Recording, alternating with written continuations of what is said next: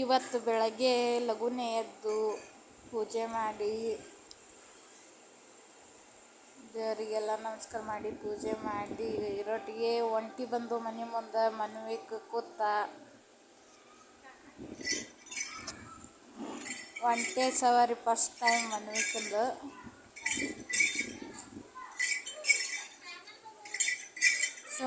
ಕೂತಾನ ಹೋಗು ಮುಂದೆ ಸುಮ್ಮ ಕೂತಾನ. ಏನು ಗಲಾಟೆ ಇಲ್ಲ, ಏನಿಲ್ಲ. ಖುಷಿಯಾಗಿತ್ತು, ಏನಾಗಿತ್ತು, ಸುಮ್ಮ ಕೂತಾನ.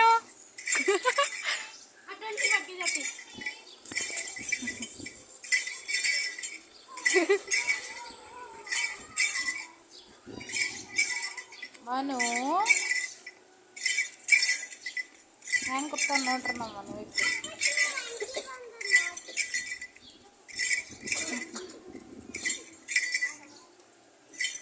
ಹಿಂಗೆ ಹೋಗಿ ಆಗಿ ಬಂದ್ರಲ್ಲ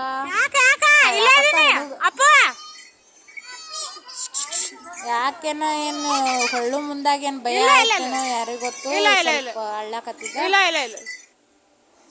ಇವತ್ತು ಅಕ್ಷಯ ತೃತೀಯ ಆಯ್ತಂತಂದು ನಮ್ಮ ಮನೆಯವರು ಚೈನ್ ಗಿಫ್ಟ್ ಕೊಟ್ಟರು.